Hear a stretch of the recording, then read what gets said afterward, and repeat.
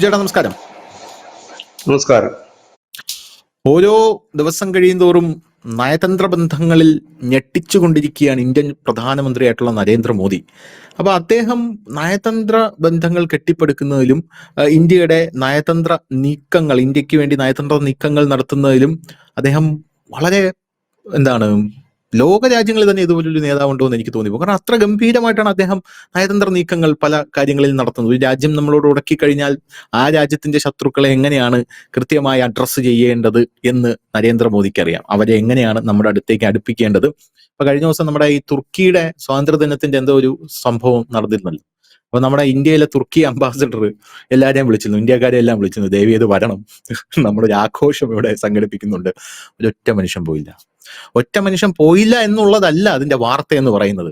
ആ ദിവസം സൈപ്രസിന്റെ finance minister ഇവിടെ വന്നിട്ട് 2 ഉഗ്രം കരാറ് നമ്മൾ ഒപ്പുവെച്ചിട്ട് തിരിച്ചയച്ചു. സൈപ്രസിന്റെ ഫിനാൻസ് മിനിസ്റ്റർ അന്ന് ജയശങ്കർ സൈപ്രസിന്റെ ഫിനാൻസ് മിനിസ്റ്ററെ പിടിച്ച് കൈകുലുക്കുന്ന ദൃശ്യങ്ങളും, പിന്നെ അതിനുശേഷം ഈ എന്താ പറയുക, തുർക്കിയുടെ ഈ ആളൊഴിഞ്ഞ സദസ്സും ഈ ആഘോഷത്തിന്റെ ആളൊഴിഞ്ഞ സദസ്സും, ഈ 2 ചിത്രങ്ങൾ മാത്രം മതി ഇന്ത്യയുടെ നയതന്ത്ര തലത്തിലുള്ള ഇടപെടൽ ഏത് രീതിയിലാണ് പല സ്ഥലത്തും പോകുന്നത്. ഞാൻ നരേന്ദ്രമോദിയെ കുറിച്ച് പറയണ്ട, അദ്ദേഹം ഒരു പൊളിറ്റീഷ്യനാണ്.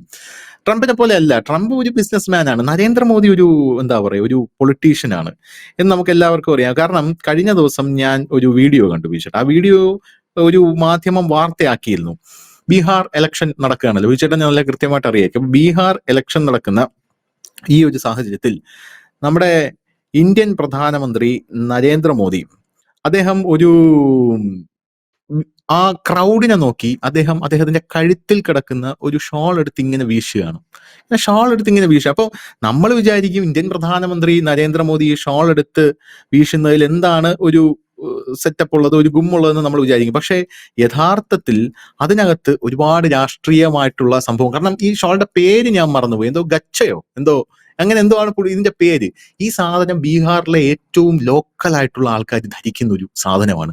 അപ്പൊ ഈ സാധനം എടുത്ത് വീശുന്നതിലൂടെ അദ്ദേഹം കാണിക്കുന്ന ഒരു പൊളിറ്റിക്കലായിട്ട് അദ്ദേഹം കൊടുക്കുന്ന ഒരു വലിയ ഒരു എന്താ പറയാ, ഒരു ഇതുണ്ട്, ഒരു മെസ്സേജ് ഉണ്ട് അദ്ദേഹം. അപ്പോ രാഹുൽ ഗാന്ധി ഇന്നലെ പോയി മത്സ്യത്തൊഴിലാളികളുടെ കൂടെ ഇത് കണ്ടോണ്ട് കുളത്തിൽ ചാടിയിട്ടുണ്ട്. അപ്പൊ അതുപോലെയല്ല നരേന്ദ്രമോദിക്ക് ഇത്രയും സാധനം മാത്രം മതി. അദ്ദേഹം ലക്ഷദ്വീപിൽ കാണിച്ചത് എന്താണ് നമുക്ക് എല്ലാവർക്കും അറിയാം. ലക്ഷദ്വീപിൽ അദ്ദേഹം പോയിട്ട് അദ്ദേഹം ജസ്റ്റ് ഒരു കസേര വലിച്ചിട്ടിരുന്നത് മാത്രമേ ഉള്ളൂ.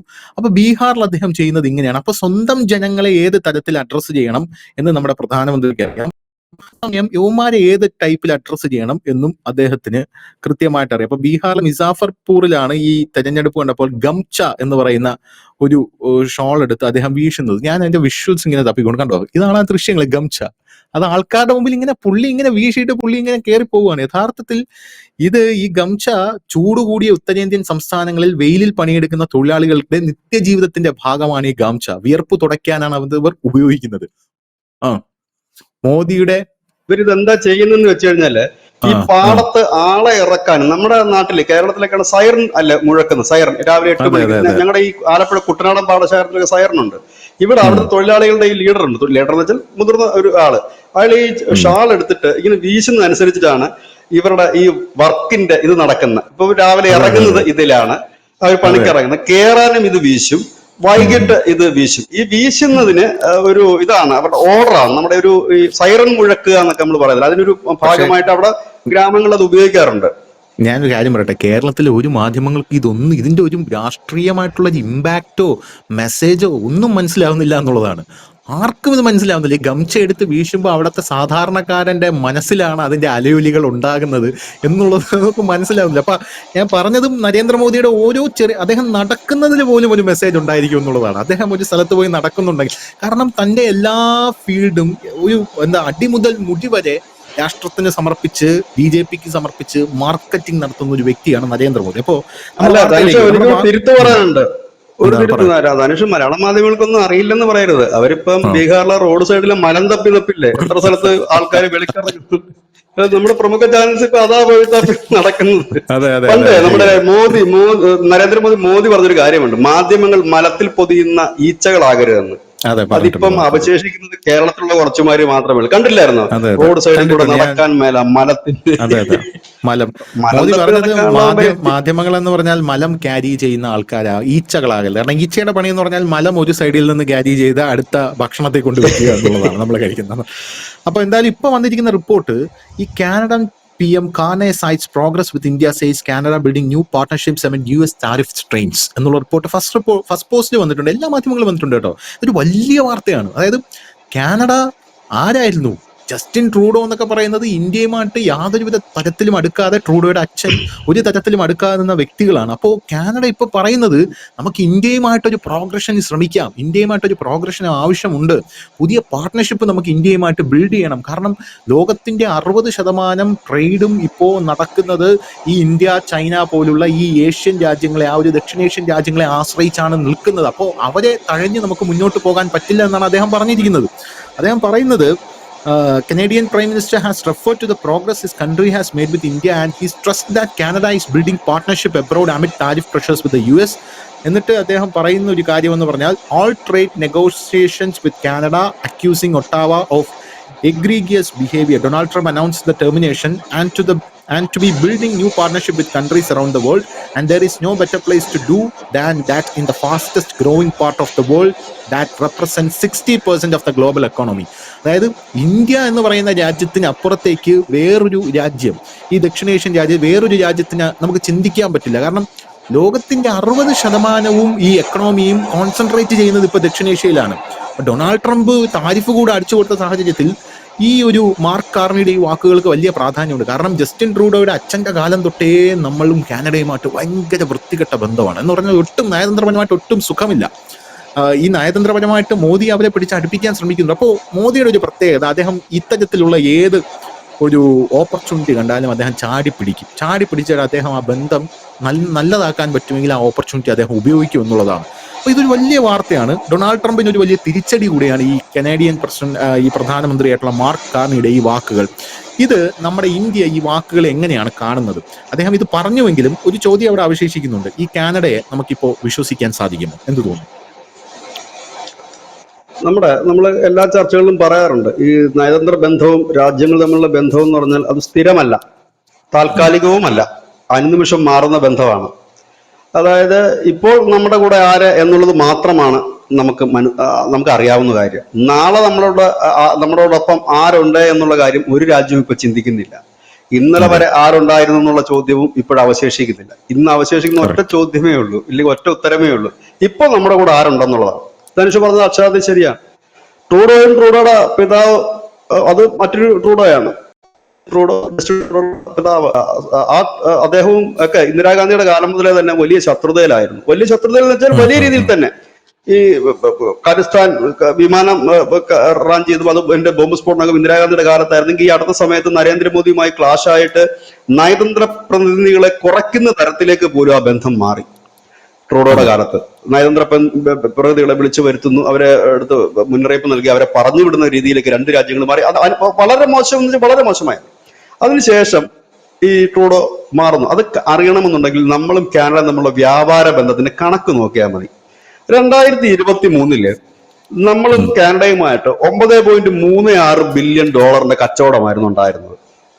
അപ്പൊ നമ്മുടെ ഈ ട്രൂഡോ ഇരുന്ന സമയം, നമ്മൾ ആ വലിയ ഉടക്കൊക്കെ നടന്ന സമയത്ത് നമ്മളും കാനഡ തമ്മിലുള്ള കച്ചവടം $9.36 ബില്യൺ ആയിരുന്നു. ഇപ്പൊ നമ്മളും കാനഡ തമ്മിലുള്ള കച്ചവടം $30 ബില്യൺ ആയി. അതായത് അതിൽ നിന്ന് ഒരു രണ്ടിരട്ടി കച്ചവടം നമുക്ക് കൂടി. അതായത് ട്രൂഡോ മാറിയതോടുകൂടി മഞ്ഞുരുക്കൽ ആരംഭിച്ചു. നമുക്കറിയാം, അതിന്റെ ഒരു വലിയ തെളിവായിരുന്നു G7 ഉച്ചകോടിക്ക് പ്രധാനമന്ത്രി നരേന്ദ്രമോദി കാനഡയിൽ പോയിരുന്നു. അതൊരു വലിയ ചോദ്യമായിരുന്നു. ലോകമാധ്യമങ്ങളും ഒക്കെ ചോദിച്ചിരുന്നു, മോദി പോകുമോ, പിണക്കം മാറുമോ, മഞ്ഞുരുകുമോ എന്നൊക്കെ ചോദിച്ചു. പക്ഷെ മോദി പോയി. അവിടെ വെച്ചാണ് നമ്മുടെ ട്രംപ് അമേരിക്ക വഴി ഒന്ന് കയറി പോകുമെന്ന് ചോദിച്ചിട്ട് ഒന്ന് വിളിച്ചത്. ഇവിടെ വന്ന് ഒരു ദിവസം രാത്രി തങ്ങിയിട്ട് പോകുമെന്ന് ചോദിച്ചിട്ട് ഇതില്ലായിരുന്നു നമ്മൾ മുമ്പ് ചർച്ച ചെയ്തത്. പാകിസ്ഥാന്റെ മുനീർ അമേരിക്കയിലുള്ള സമയത്ത് G7 ഉച്ചകോടിക്ക് മോദി കാനഡയിലെത്തി. അപ്പോഴാണ് ട്രംപ് നരേന്ദ്രമോദിയോട് ചോദിച്ചത്, തിരിച്ചു പോകുന്ന വഴിക്ക് ഒന്ന് അമേരിക്കയിൽ ഇറങ്ങിക്കൂടെ, അവിടെ ഒരു ദിവസം തങ്ങിയിട്ട് ഒന്ന് പൊക്കൂടെ എന്ന് വെച്ചപ്പോൾ മോദി പറഞ്ഞല്ല, എനിക്ക് നാട്ടിൽ പോയിട്ട് കുറെ അത്യാവശ്യം തിരക്കുണ്ട്, പിന്നീട് ഒരിക്കൽ കാണാമെന്ന് പറഞ്ഞ് അവിടെ നിന്ന് എസ്കേപ്പ് ചെയ്ത് പോയി. കാരണം അവിടെ അന്ന് മുനീർ ഉണ്ടായിരുന്നു, പാകിസ്ഥാന്റെ കരസേന മേധാവി. നമ്മൾ മുമ്പ് വാർത്ത ചെയ്തിരുന്ന കാര്യമാണത്. ചെയ്തിരുന്നത്. നമ്മൾ കാനഡയില് ഈ നരേന്ദ്രമോദി എത്തിയതോടുകൂടി തന്നെ ആ ഒരു വലിയ ടെൻഷൻ കുറച്ചൊക്കെ ഒഴിഞ്ഞു കിട്ടി. അത് മാത്രമല്ല, ഈ അടുത്ത സമയത്തൊക്കെ അവർ ഈ ഖാലിസ്ഥാൻ പിന്നെ ഭീകര സംഘടനയ്ക്കെതിരെ നടപടിയെടുത്തു. വിഷ്ണുവിന്റെ ആ സംഘത്തിന് നേരെ പിന്നെ നടപടികൾ കൈക്കൊണ്ട് അവരെ നിരോധിത സംഘടനയായിട്ടൊക്കെ അവർ പ്രഖ്യാപിച്ചു. അതായത് ഇന്ത്യ മുമ്പോട്ട് വെച്ച ചില ഡിമാൻഡ്സുകൾ ഉണ്ടായിരുന്നു. അതിൽ കുറച്ചൊക്കെ, എല്ലാം എന്ന് നമുക്ക് പറയാൻ കഴിയില്ല, കുറച്ചൊക്കെ അവർ അംഗീകരിച്ചിട്ടുമുണ്ട്. അതൊക്കെ ഒരു മഞ്ഞുരക്കലിന്റെ ഭാഗമായിട്ട് തന്നെ കാണണം. ഇതിനിടയിലാണ് ഇപ്പോൾ ഈ ട്രംപും കാനഡയും തമ്മിൽ ഉടക്ക് തുടങ്ങുന്നത്. കാരണം ട്രംപ് കാനഡയെ വിശേഷിപ്പിക്കുന്ന അവരുടെ മറ്റൊരു സ്റ്റേറ്റ് ആയിട്ടാണ്. അതായത് വേറൊരു രാജ്യമായിട്ട് പോലും ഇല്ല, ഞങ്ങളുടെ സ്റ്റേറ്റ് ആയിട്ടാണ്. ഇതിങ്ങ് തന്നേക്കൂ എന്നാണ് കാനഡയോട് ചോദിക്കുന്നത്. അത് അവിടുത്തെ സംബന്ധിച്ച്, കാനഡക്കാരെ സംബന്ധിച്ച് അതൊരു ഭയങ്കര അപമാനമാണ്. കാരണം തങ്ങളൊരു പാവപ്പെട്ടവരാണ്, അതുകൊണ്ട് ഇങ്ങ് തന്നേക്കൂ എന്നാണ് പറയുന്നത്. പക്ഷെ കാനഡ ഈ ക്രൂഡ് ഓയിൽ ഉൽപാദന രംഗത്ത് വലിയ ഒരു നേട്ടം കൊയ്യുന്ന ഒരു രാജ്യമാണ്. ഒരുപാട് ക്രൂഡ് ഓയിൽ ഉൽപാദന സംവിധാനങ്ങളും മറ്റുമുണ്ട്. ഇപ്പൊ നമ്മളും അവരുമായിട്ടുള്ള കച്ചവടം എന്താണെന്ന് ചോദിച്ചാൽ, ഈ $30 ബില്യൺ കച്ചവടം എന്താണെന്ന് വെച്ചാൽ, നമ്മൾ അവിടുന്ന് വെജിറ്റബിൾസും ഒപ്പം തന്നെ ഖനിജ ഇന്ധനങ്ങളും ഈ മറ്റുമൊക്കെ നമ്മൾ അവിടുന്ന് ഇറക്കുമതി ചെയ്യുന്നുണ്ട്. പകരം നമ്മൾ ഇവിടുന്ന് അവർക്ക് കയറ്റുമതി ചെയ്യുന്ന നമ്മുടെ ഫാർമസ്യൂട്ടിക്കൽ, ഇലക്ട്രോണിക്സ് മെഷീനറികൾ, ഇലക്ട്രോണിക്സ് ഉപകരണങ്ങളൊക്കെ നമ്മൾ ഇവിടുന്ന് അവർക്ക് അങ്ങോട്ടും കയറ്റുമതി ചെയ്യുന്നുണ്ട്. അങ്ങനെയാണ് നമ്മുടെ ആ ബിസിനസ് മുമ്പോട്ട് പോകുന്നത്. അപ്പം അവിടെ ഒരു ഇന്ത്യ കാണുന്ന ഒരു വലിയ ഓപ്പർച്യൂണിറ്റി, അവർക്ക് ഈ മത്സ്യ ഉൽപ്പന്നങ്ങളും ഫാർമസ്യൂട്ടിക്കലും ഒപ്പം തന്നെ വൈദ്യുതി മേഖലയിലും വലിയ ഇൻവെസ്റ്റ്മെന്റ് ആണ് ഇന്ത്യ നടത്താൻ ഉദ്ദേശിക്കുന്നത്. നമ്മുടെ ഈ പിന്നെ മത്സ്യസമ്പത്ത് കയറ്റി വെക്കാൻ. ഇപ്പൊ നമുക്കറിയാം, ഈ അമേരിക്കയുടെ താരിഫ് മൂലം മത്സ്യക്കയറ്റുമതിയിൽ ഇടിവ് നികത്താനായിട്ട് നമ്മൾ ചൈനയെ പോലും ആശ്രയിച്ചായിരുന്നു. ചൈന, ഒപ്പം തന്നെ UAE, സൗദി അറേബ്യ തുടങ്ങിയ രാജ്യങ്ങള്, ഈവൻ റഷ്യക്ക് പോലും നമ്മൾ കുറച്ച് കൊടുത്തുകൊണ്ടാണ് നമ്മൾ അതിന്റെയൊക്കെ ഒരു ആഘാതം കുറച്ചുകൊണ്ട് വരുന്നത്. അപ്പം ഈ യൂറോപ്യൻ യൂണിയൻ രാജ്യങ്ങളിലേക്കും നമ്മൾ ഇതേ രീതിയിൽ ചെയ്തു. നിലവിൽ നമ്മൾ കാനഡയായിട്ട് വ്യാപാര കരാറുകളൊന്നും നിലവിലില്ല. പക്ഷെ 2010 നമ്മളുമായിട്ടൊരു വ്യാപാര കരാർ, ഒരു ഫ്രീ ട്രേഡിംഗ് കരാറിന് വേണ്ടിയിട്ടുള്ള ഒരു ചർച്ചകളും മറ്റുമൊക്കെ കാനഡയായിട്ട് നടന്നിരുന്നു. പക്ഷെ അത് വീണ്ടും എത്തിയില്ല. ഇനി ഒരുപക്ഷെ അതിലേക്ക് എത്തുമോ എന്ന് അറിയില്ല. കാരണം UK അടക്കമുള്ള രാജ്യങ്ങൾ ഇപ്പൊ ഇന്ത്യയുമായിട്ടൊരു ഫ്രീ ട്രേഡിംഗിലേക്ക് വന്നല്ലോ. പിന്നെ യൂറോപ്യൻ യൂണിയനും അത്തരത്തിലേക്ക് നീങ്ങാൻ പോകുന്ന ഒരു സാഹചര്യത്തിൽ കാനഡ വന്നുകൂടായികയില്ല. കാരണം അവർക്ക് മുമ്പോട്ട് പോകണം എന്നുണ്ടെങ്കിൽ ഇപ്പൊ ഈ അമേരിക്കയെ മാത്രം അത് യൂറോപ്യൻ രാജ്യങ്ങളുടെ പ്രധാന പ്രശ്നം ഈ അമേരിക്കയെ മാത്രം നോക്കി നിന്നുകൊണ്ടിരുന്നതാണ് ഇവരെല്ലാം. ഇപ്പൊ അത് നോക്കി നിന്നിട്ട് കാര്യമില്ല എന്ന് അവർക്ക് മനസ്സിലായി. കാരണം അമേരിക്ക ഇനി വലിയ രീതിയിലൊന്നും ഇവരെ സഹായിക്കുകയും അങ്ങനെയുള്ള കാര്യങ്ങളൊന്നും ഇല്ല. ഇപ്പൊ അവരവർക്ക് രക്ഷപ്പെടണമെങ്കിൽ അവരവരൊക്കെ തന്നെ ഓരോരോ വഴികൾ കണ്ടെത്തേണ്ടി വരും. അവിടെയാണ് ഈ റഷ്യയുടെ നിന്ന് എണ്ണ വാങ്ങരുതെന്ന് പറഞ്ഞപ്പോൾ ഈ യൂറോപ്യൻ യൂണിയൻ രാജ്യങ്ങൾ ഇന്ത്യക്കെതിരെ ഉപരോധം പ്രഖ്യാപിക്കണമെന്ന് പറഞ്ഞപ്പോൾ പറ്റത്തില്ലെന്ന് പറഞ്ഞത് അതുകൊണ്ടാണ്. കാരണം ഇനി ഇന്ത്യയെ കൂടെ വെറുപ്പിച്ചു കഴിഞ്ഞാൽ പിന്നെ ആകപ്പാടെ കുളമായി പോയില്ല കാര്യങ്ങൾ. അതുകൊണ്ടാണ് അവരതങ്ങനെ ചെയ്തത്. അത് മാത്രമല്ല, ഇന്ത്യ ചൈനയുമായിട്ടുള്ള ഒരു ബന്ധം, ഇതൊരു സ്ഥിരമായ ബന്ധമായിട്ട് നമുക്ക് കരുതാൻ കഴിയില്ല. ഇത് എന്നേക്കും ഒരു ലോങ് ടൈം ബന്ധമൊന്നുമല്ല. ഇത് താൽക്കാലികമായിട്ടുള്ള ഒരു ബന്ധമെന്ന് തന്നെ നമുക്ക് അതിനെ വിശേഷിപ്പിക്കാൻ കഴിയും. കാരണം നമ്മളെ സംബന്ധിച്ചും ചൈനയുമായിട്ട് ടൈപ്പ് മുമ്പോട്ട് പോയേ പറ്റൂ, ചൈനയ്ക്കും നമ്മളെ കൊണ്ട് മുമ്പോട്ട് പോയേ പറ്റൂ, മാറി നിൽക്കാൻ കഴിയാത്തൊരു സാഹചര്യം. ഈ രണ്ട് സാഹചര്യത്തിലാണ് നമ്മൾ ഒന്നിച്ചു പോകുന്ന എടുത്ത ഒരു തീരുമാനമായിട്ട് മുമ്പോട്ട് പോകുന്നത്. ഇങ്ങനെ ആണ് ഇപ്പോൾ നമ്മുടെ ഈ ഒരു രീതികൾ മാറി നിൽക്കുന്നത്. അപ്പൊ ഇവിടെ എടുത്തു പറയേണ്ട ഒരു കാര്യം, നമ്മളുമായി ശത്രുതയിൽ നിന്ന് ചൈനയുമായിട്ട് നമ്മൾ ഇപ്പോൾ അടുത്തു കുറച്ചധികം എടുത്തു. ഞാൻ പറഞ്ഞില്ല, അത് സ്ഥിരമായൊരു ബന്ധം അല്ലെങ്കിൽ പോലും അതിപ്പോ വലിയ കുഴപ്പമില്ലാതെ പോകുന്നു മുമ്പോട്ട്. ഇപ്പോൾ ഇതാ കാനഡയും അതൊരു വലിയ വാർത്ത തന്നെയാണ്. അതായത് നമ്മുടെ ശത്രുക്കൾ ആരായിരുന്നോ അവരെല്ലാം ഇപ്പോൾ നമ്മുടെ മിത്രങ്ങളായിട്ട് വരികയായിരുന്നു. ഇല്ലെങ്കിൽ നമ്മൾ മിത്രങ്ങളായിട്ട് കരുതിയിരുന്നവരെല്ലാം തന്നെ ശത്രുപക്ഷത്തേക്ക് നീങ്ങുന്ന ഒരു കാഴ്ചയാണ്. പ്രത്യേകിച്ച് ഞാൻ ഈ അമേരിക്കയെ കുറിച്ചാണ് ഞാൻ പറഞ്ഞത്. നീങ്ങുന്ന ഒരു കാഴ്ചയാണ് നമുക്ക് കാണാൻ കഴിയുന്നത്. അത് കൂടാതെ തന്നെ ഒരിക്കലും സംഭവിക്കില്ല എന്ന് നാം ഏവരും കരുതിയിരുന്ന ഒരു വലിയ മുന്നണി ഈ സെൻട്രൽ ഏഷ്യയും സൗത്ത് ഏഷ്യയിലും ഒക്കെ രൂപപ്പെടുന്നു എന്നുള്ളതാണ്. Russia, Iran, Afghanistan, China, India അടങ്ങുന്ന ഒരു വലിയ ഒരു സഖ്യത്തിലേക്ക് കാര്യങ്ങൾ നീങ്ങുന്നുണ്ട്. ഇതൊക്കെ നമ്മൾ ഒരിക്കലും പ്രതീക്ഷിച്ചിരുന്നതല്ല. അതേപോലെ തന്നെ ബ്രിക്സ് ശക്തിപ്പെടുന്നു എന്നുള്ളത് തന്നെയാണ്. ഇപ്പോൾ ഈ ഡോളറിന്റെ വിലയിടിവ് ഒക്കെ നമ്മളിപ്പോൾ കാര്യമാക്കേണ്ടതായിട്ടില്ല. പക്ഷെ ഇത് കഴിയുമ്പോൾ കുറച്ച് ഇപ്പോഴെന്താണ് ഇതിപ്പോ ഇങ്ങനെ വരുന്നത് കൊണ്ടൊരു കുഴപ്പം, ഈ പ്രാദേശിക രൂപയിലുള്ള വിനിമയം ഇപ്പം വലുതായിട്ട് നടക്കില്ല ഇതിന്റെ വിലയിടിയുന്നത് കൊണ്ട്. പക്ഷെ ഭാവിയിൽ ഈ പ്രാദേശിക നാണയങ്ങൾക്കുള്ള ആ ഒരു പവർ കൂടി വരത്തേ ഉള്ളൂ, വരിക തന്നെ ചെയ്യും. ഇങ്ങനെയുള്ള ഒരു സാഹചര്യത്തിലേക്കാണ് നീങ്ങുന്നത്. ഏതായാലും ഇന്ത്യ കൂടുതൽ രാജ്യങ്ങളിലേക്ക് ബിസിനസ് ട്രേഡുകളും മറ്റുമൊക്കെ വ്യാപിക്കുന്നു. നമുക്കറിയാം, ഇന്ത്യ ചെറിയ രാജ്യങ്ങളിലെ പോലും നമ്മൾ കൂടെ നിർത്തിക്കൊണ്ടാണ് മുമ്പോട്ട് വന്നത്. മാൽദീവ്സ് ആയാലും ഒപ്പം തന്നെ ചെറിയ ഘാന പോലുള്ള രാജ്യങ്ങളായാലും ഒക്കെ, കെനിയൊക്കെ ആയാലും ഒക്കെ നമ്മൾ അവരെ കൂടെ നിർത്തിക്കൊണ്ട് മുമ്പോട്ട് പോകുന്ന ഒരു രീതിയാണ്. നമ്മുടെ പോളിസി തന്നെ ഫ്രീ ട്രേഡിംഗ് ആയിരിക്കണം. എല്ലായിടത്തും താരിഫുകളൊന്നും ഇല്ലാതെ അങ്ങോട്ടും ഇങ്ങോട്ടും നമുക്ക് കച്ചവടം ചെയ്യാൻ കഴിയണം എന്നുള്ളതാണ് നമ്മുടെ പോളിസി. എന്നാൽ മാത്രമേ നമ്മൾ സ്വപ്നം കാണുന്ന വസുദൈവ കുടുംബകം എന്ന ആ ഒരു വലിയ സ്വപ്നത്തിലേക്ക് എത്തൂ. ആ വാക്ക് തന്നെയാണ് പ്രധാനമന്ത്രി ഉപയോഗിക്കുന്നത്.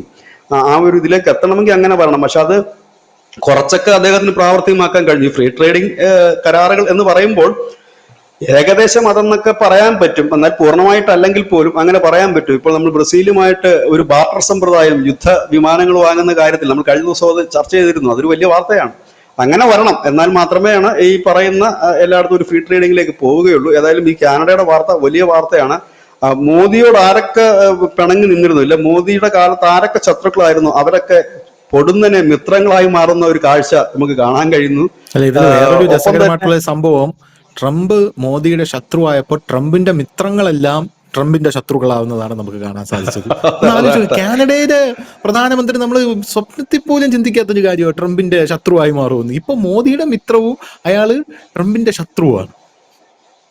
അല്ല, ഈ ട്രൂഡോയുടെ കാലത്ത് ട്രംപുമായിട്ട് ഈ ട്രംപിന്റെ രണ്ട് രീതി കാണണം ധനുഷ. ട്രംപിന്റെ ഒരു പൊളിറ്റിക്സിനെ ട്രംപുമായിട്ട് വ്യക്തിവിരോധമുള്ള കുറെ ഭരണാധികാരികളുണ്ട്. ഫ്രാൻസിന്റെ മാക്രോൺ, ഈ ജസ്റ്റിൻ ട്രൂഡോ, കെയർ സ്റ്റാമർ, അങ്ങനെ ബെഞ്ചമിൻ നെതന്യാഹു, ഇവരൊക്കെ ഈ ട്രംപുമായിട്ട് അത്ര മാനസിക മീൻസ് വ്യക്തിപരമായിട്ട് മാനസിക ഐക്യത്തിൽ പോകുന്നവരല്ല. അതുകൊണ്ടാണ് ബെഞ്ചമിൻ നെതന്യാഹു ഒക്കെ ട്രംപിനൊക്കെ ഇടയ്ക്കിടത്ത് കൊടുക്കും.